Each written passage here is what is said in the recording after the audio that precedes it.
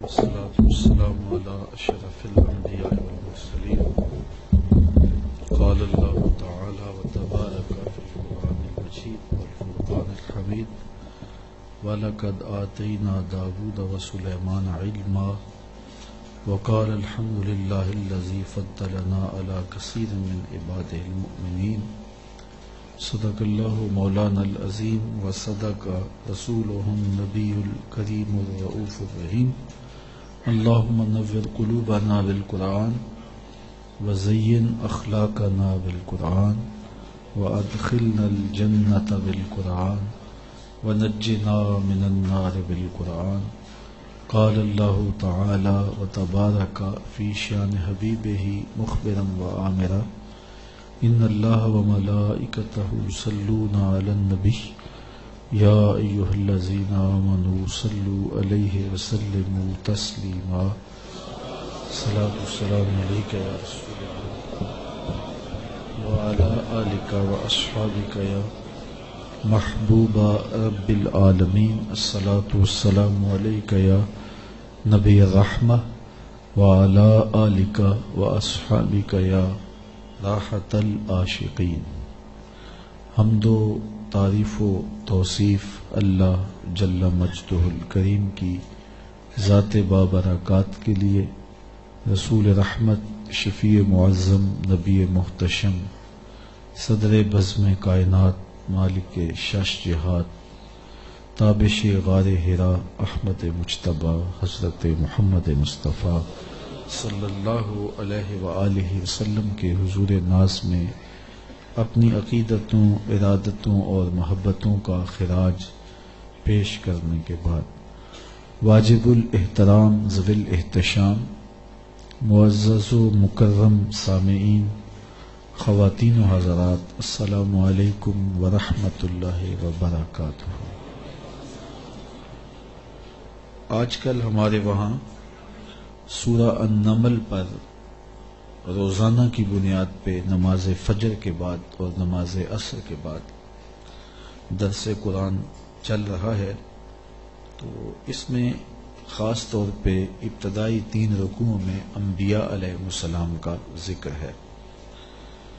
تو اس مختصر نشست میں مفصل بیان کرنا تو ممکن نہیں ہے، لیکن میں کوشش کروں گا کہ حضرت سلیمان علیہ السلام کا ذکر جو دوسرے اور تیسرے رکوع میں کیا گیا ہے اس پر کچھ باتیں آپ کے سامنے رکھوں. مضمون تھوڑا سا خدشہ ہے طویل نہ ہو جائے، لیکن میں اس کے باوجود سمیٹ کے اس کو اپنے وقت میں ہی مکمل کرنے کی کوشش کروں گا، اور اگر تھوڑی سی تاخیر بھی ہو گئی تو آپ اس کے لیے ذہنی طور پہ آمادہ رہنا.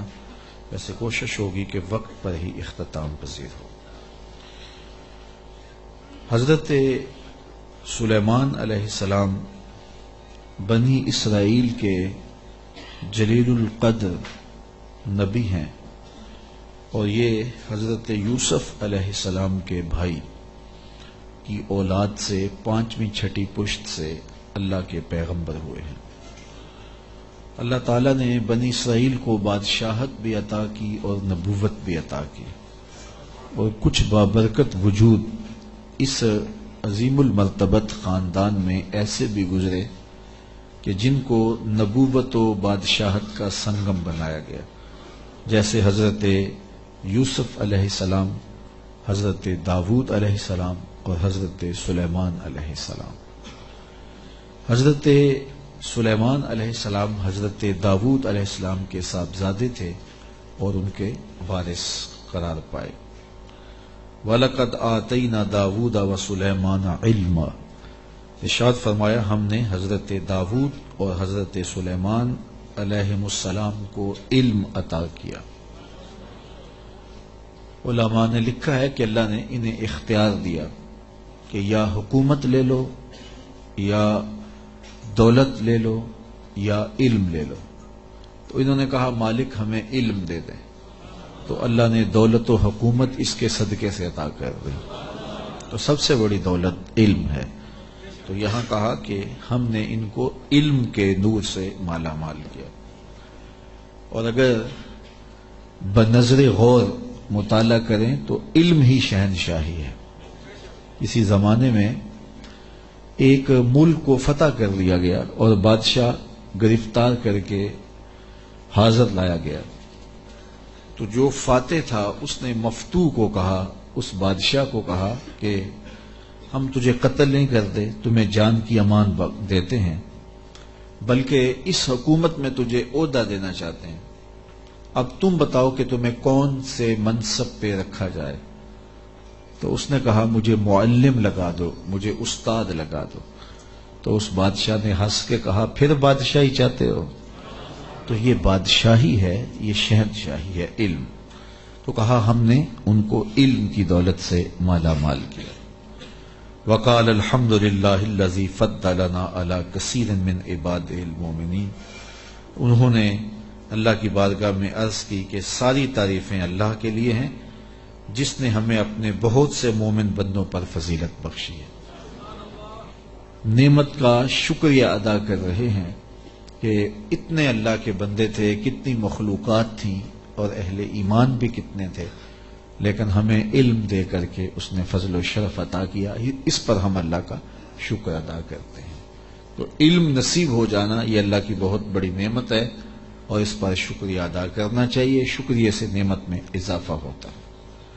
ووارث سلیمان و داود، اور حضرت سلیمان حضرت داود علیہ السلام کے وارث ہوئے. قال یا ایھا الناس علمنا منطق الطیر واوتینا من کل شیء. آپ نے کہا اے لوگو، ہمیں پرندوں کی بولی سکھائی گئی ہے اور ہمیں ہر چیز عطا کی گئی ہے. بے شک یہ اللہ کا واضح فضل ہے.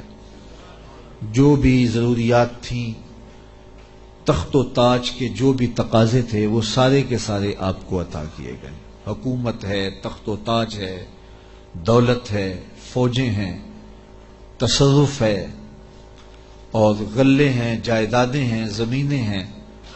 کائنات کی کوئی شے ایسی نہیں ہے جس کا وافر حصہ انہیں نہ دیا گیا. تو کہا کہ ہمیں ہر شے دی گئی ہے اور یہ اللہ تعالیٰ کا بڑا واضح فضل ہے. وَحُشِرَ لِسُلَيْمَانَ جُنُودُهُ مِنَ الْجِنِّ وَالْإِنسِ وَالطَّيْرِ.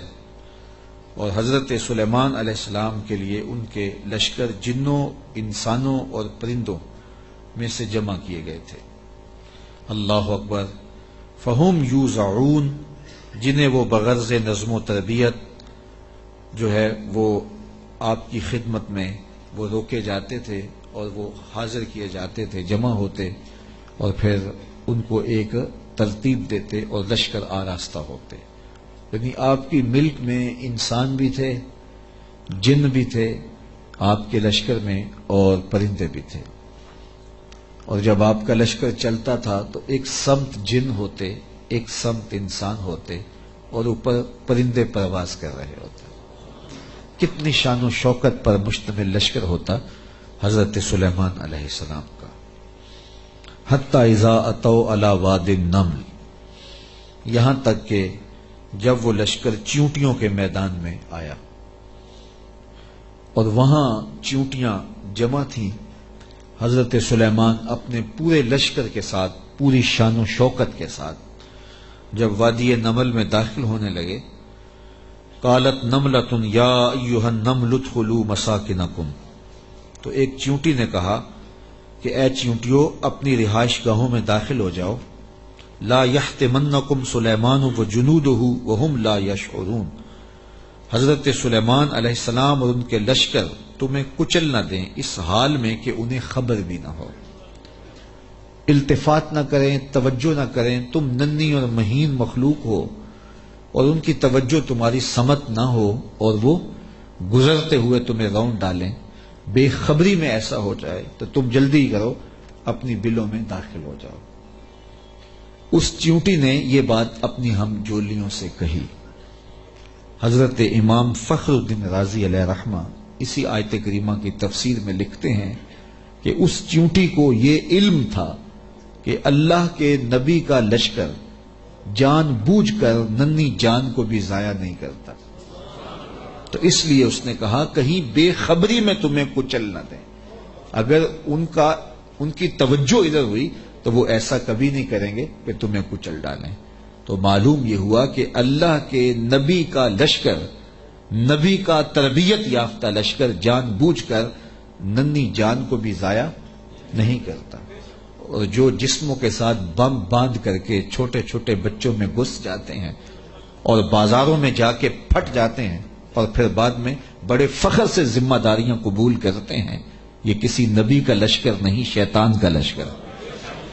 نبی کا تربیت یافتہ لشکر قرآن بتاتا ہے، یہ چیونٹی بھی جانتی تھی کہ نبی کی تعلیم اتنی واضح ہے اور نبی امن کا پیغمبر بھی ہوتا ہے، اس لیے کبھی ایسا نہیں ہو سکتا کہ نبی کا تربیت یافتہ لشکر ہو اور جان بوجھ کر کے ننھی جان کو بھی ضائع کرے. رسول کریم صلی اللہ علیہ وآلہ وسلم جب کوئی لشکر روانہ کرتے تو اسے حکم دیتے کہ بوڑھوں کو قتل نہیں کرو گے، بچوں کو قتل نہیں کرو گے، عورتوں کو قتل نہیں کرو گے، ان کے مذہبی رہنماؤں کو، پادریوں کو قتل نہیں کرو گے، ان کے عبادت خانے نہیں توڑو گے، فصلیں نہیں اجاڑو گے. یہ کافر جو تھے ان کافروں کے بچوں کو بھی قتل کرنے سے روک دیا گیا، کافروں کے بوڑھوں کو قتل کرنے سے بھی روک دیا گیا، اور جو کفار ہیں ان کی خواتین کے قتل سے بھی منع کر دیا گیا.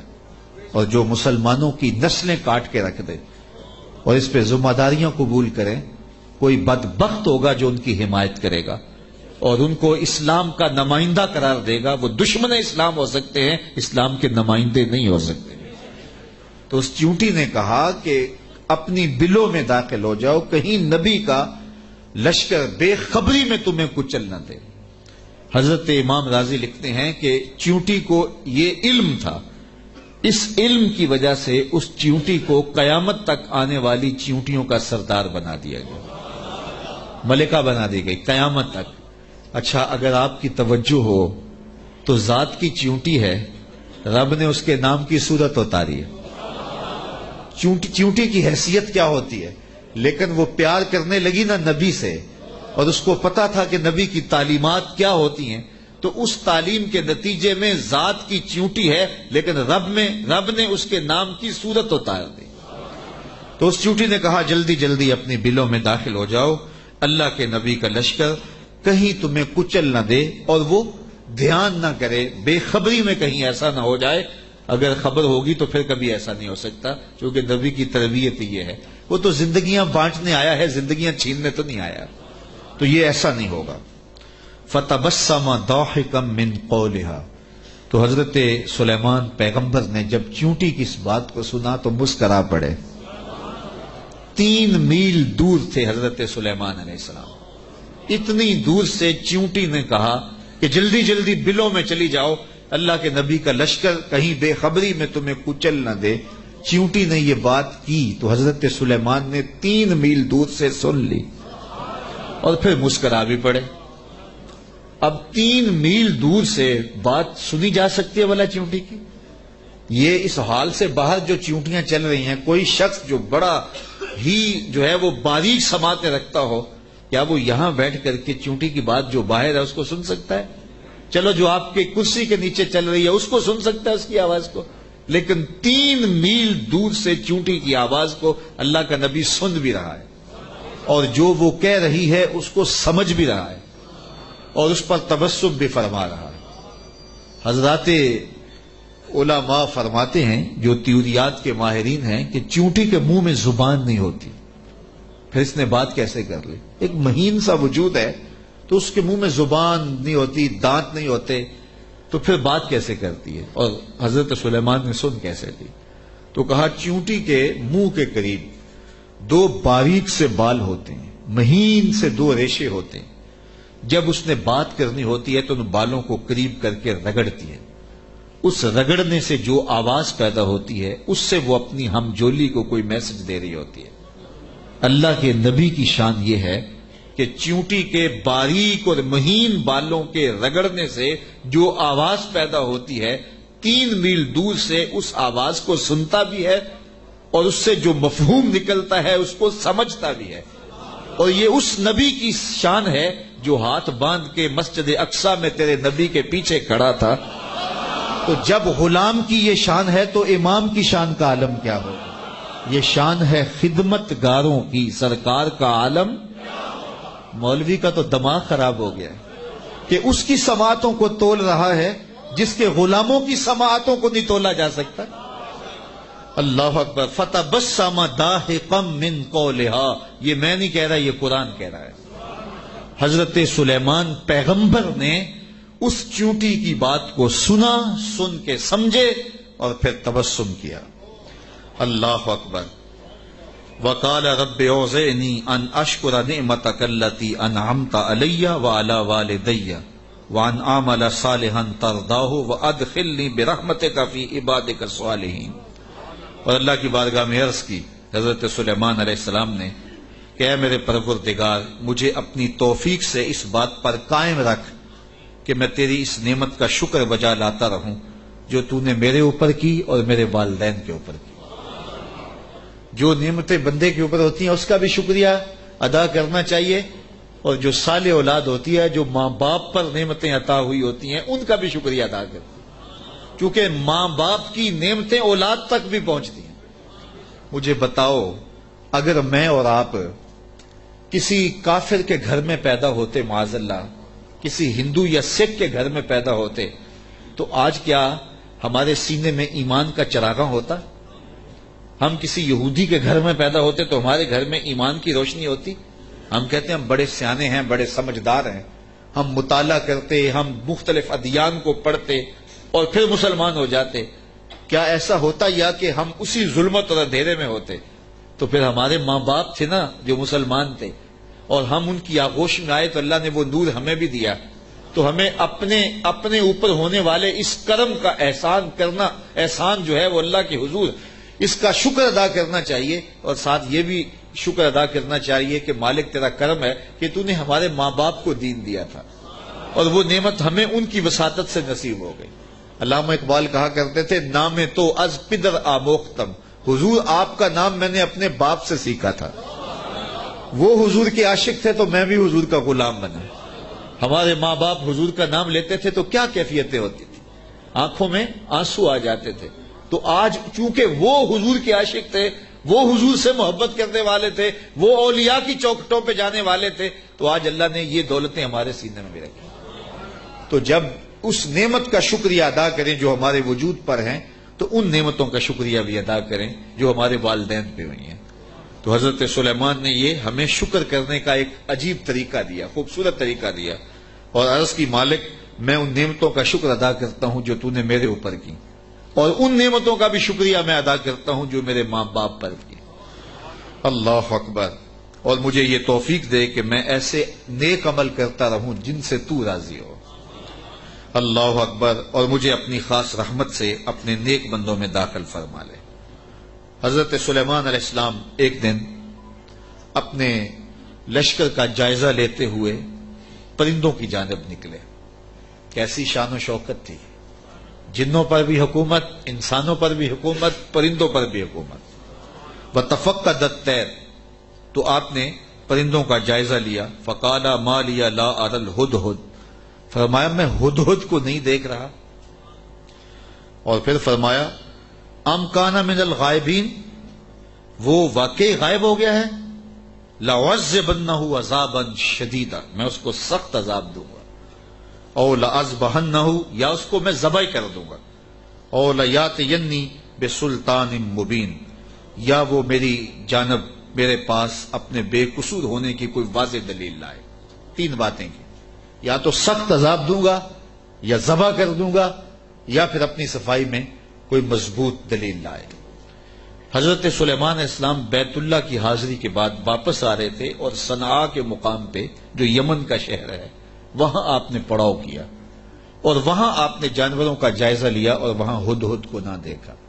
مفسرین فرماتے ہیں جب پانی کی ضرورت ہوتی تو ہدہد کو حاضر کیا جاتا، اور یہ ہدہد جو تھا وہ پھر بتاتا کہ کس جگہ پانی ہے۔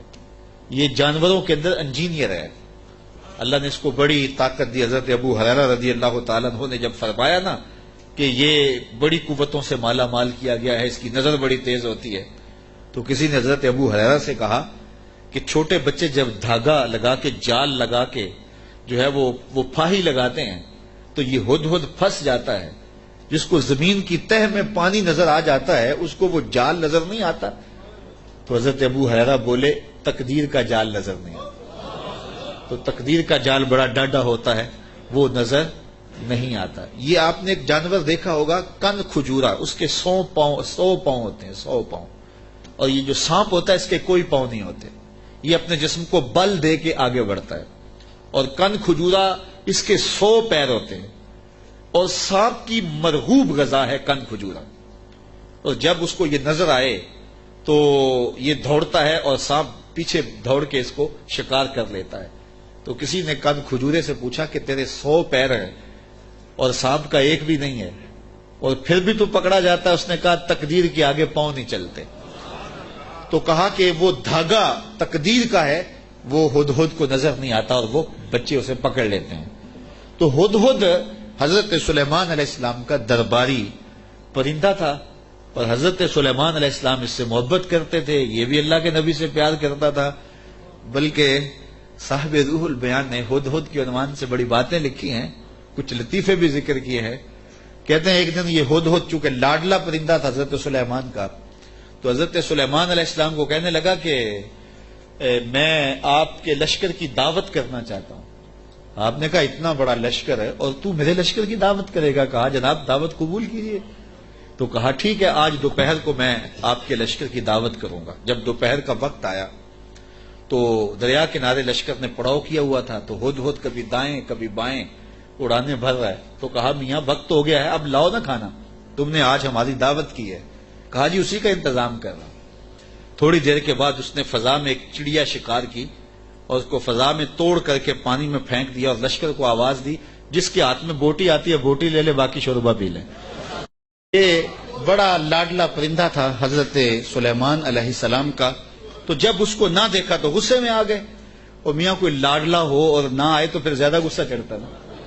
وہ کوئی نالائق شاگرد ہو تو کلاس سے غیر حاضر بھی ہو تو وہ اتنا غصہ نہیں آتا کہ چلو جان چھوٹی. لیکن کوئی ذہین ترین طالب علم ہو تو وہ نہ آئے تو طبیعت میں تلخی آ جاتی ہے. میں بھی ملک کے طول و عرض میں درس قرآن دینے جاتا ہوں اور یہاں بھی اور باقی ملک کے حصوں میں بھی ایک باقاعدہ درس قرآن کلاس کی شکل بن گئی ہوئی ہے.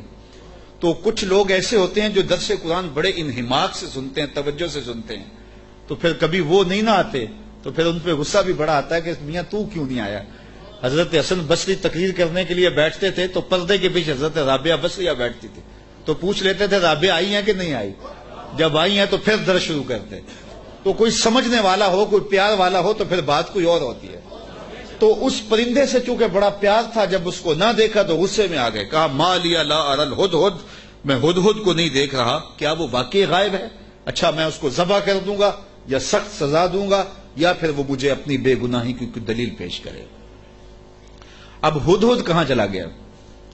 حضرات مفسرین لکھتے ہیں کہ وہ حضرت سلیمان علیہ السلام استراحت کرنے لگے تو وہ اڑ کے قریب ایک باغ میں چلا گیا. وہاں ایک اور اس کا ہم جنس ہدہد بیٹھا ہوا تھا. اس نے پوچھا کدھر سے آئے ہو؟ اس نے کہا کہ میں اپنے نبی کے ساتھ گیا تھا، اپنے شہنشاہ کے ساتھ گیا تھا اور ان کی حکومت جنوں پر بھی ہے، انسانوں پر بھی ہے، پرندوں پر بھی ہے. تو اس نے کہا کہ میری جو بادشاہ ہے میرے ملک وہ عورت ہے اور اس کا ایک تخت بہت بڑا، اور میں تمہیں دکھاؤں. تو وہ ہدہد کو ساتھ لے گیا اور اتنے میں دیر ہو گئی. حضرت سلیمان غصے میں آ گئے. کہا کدھر ہے؟ لاؤ اسے حاضر کرو. آپ کا جو درباری شہباز تھا وہ اڑا فضا میں بلند ہوا تو ہدہد آتا دکھائی دیا.